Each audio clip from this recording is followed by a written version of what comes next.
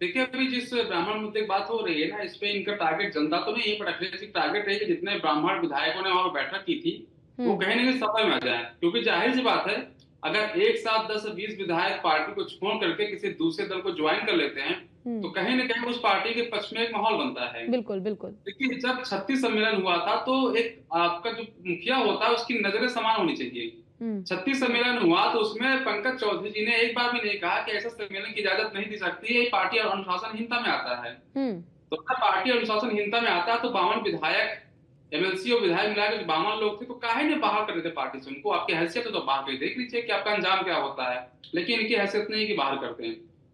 Party प्रमुख अध्यक्ष थे, जिनको चाहिए था 36 सम्मेलन की भी उतनी आलोचना करते जितनी उन्होंने ब्राह्मण बैठक की कर दी आलोचना। आपकी नजर इसका मतलब दिखाता है क्योंकि सब नजर समान नहीं है। आप क्या करते हो, पहले चेहरा देखते हो फिर कमेंट बना पास करते हो कि किस पर क्या कमेंट करना है। आप 36 सम्मेलन के बाद इसलिए कमेंट नहीं किया पहले सदस्य ने, क्योंकि उनको पता है कि कहीं ना कहीं वो सब योगी जी के पक्ष में कहीं ना कहीं उस सभा का सम्मेलन किया गया था। हम्म। दूसरा, जिस पार्टी के अध्यक्ष मुखिया हैं, इनको क्या जानकारी नहीं है कि इनकी पार्टी खुद जो है वो जाति आधारित सम्मेलन करती है। जब पार्टी जाति आधारित सम्मेलन कर सकती है तो पार्टी के जाति आधारित विधायक आपस में बैठ क्यों नहीं सकते हैं? आपस में बैठना, चर्चा करना कोई गुनाह नहीं, कोई क्राइम नहीं है। दूसरा है, शायद अध्यक्ष तो बन गए हैं पर शायद इन्होंने पार्टी का जो संविधान उसको पढ़ा नहीं है।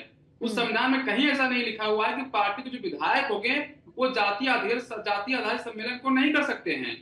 तो मुझे लगता है कि प्रदेश अध्यक्ष तो बन गए, लेकिन पहले इनको जो पार्टी की जो गाइडलाइन संविधान उसको पहले पढ़ना चाहिए, उसके बाद कुछ बयान देना चाहिए। हम्म। कभी कभी कहते हैं ना कि लंगूर के हाथ में अंगूर लग जाता है। हम्म। ठीक है, कि कहीं दावे में नहीं थे को प्रदेश अध्यक्ष की कुर्सी मिल गई तो मुझे लगता है कहीं ना कहीं बौखला गए हैं, समझ नहीं आया कि क्या बयान देना चाहिए।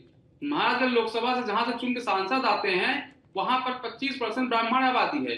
तो अगर ब्राह्मण को वोट नहीं देगा तो दोबारा सांसद भी नहीं बनेगा, ना मंत्री बन पाएंगे, विधायक भी नहीं बन पाएंगे ये। एक इनके पार्टी नेता थे विनोद सोनकर, कौशाम्बी के सांसद थे। उन्होंने एक बयान दिया था, घी खाए बाभन न रियाए।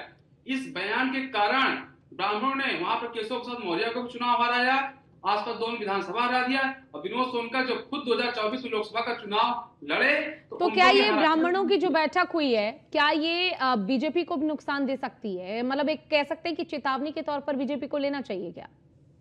नहीं, चेतावनी के तौर पर नहीं। देखिए, ब्राह्मण समाज के साथ दिक्कत क्या रही है कि वो हमेशा जो है असंगठित रहा है। वो हम्म। कभी भी संगठित नहीं रहा है, तो उसकी कमजोरियों का इसमें फायदा उठाया जा रहा है। ब्राह्मण के बारे में एक दल, हर क्षेत्र जानता है कि वो कहीं ना कहीं बुद्धिजीवी होता है। हम्म। जब एक ब्राह्मण जाता है तो अकेले जाता है, 4 लोगों को साथ लेकर के जाता है। बिल्कुल। ठीक है, इसीलिए असंगठित रहते हैं, इसीलिए इनके खिलाफ लगता है कि बयान देना आसान है।